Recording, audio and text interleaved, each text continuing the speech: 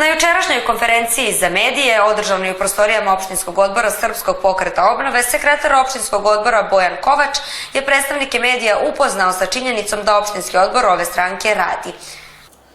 Srpski pokret obnove danas je uvažen od svih relevantnih političkih subjekata i poštovan i cenjen kao ozbiljan saradnik, a ovo međusobno poštovanje i uvažavanje rezultira veoma dobru koalicijnu saradnju kako na republičkom i pokrajinskom nivou, tako i veoma dobru koalicijnu saradnju na lokalnom nivou u opštini Kula. Upravo zbog toga naš glas se danas čuje i naše mišljenje se uvažava. Opštinski odbor Srpskog pokreta obnove Kula radi. Građani, svi bez obzira na svoju političku pripadnost, su dobrodošli u naše prostorije da iznesu svoj problem, a mi ukoliko možemo ćemo im pomoći u rešavanju tog problema, a ukoliko ne, bar ćemo ih uputiti na pravu adresu za rešenje.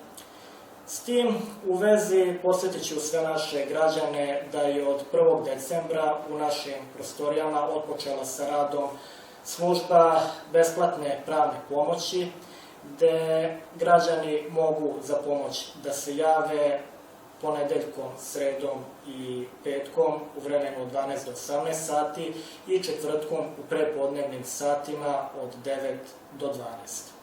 Također mi smo otvoreni za sve sugestije i konstruktivne predloge kako bi unapredili ne samo naš rad, nego i rad naše lokalne samouprave.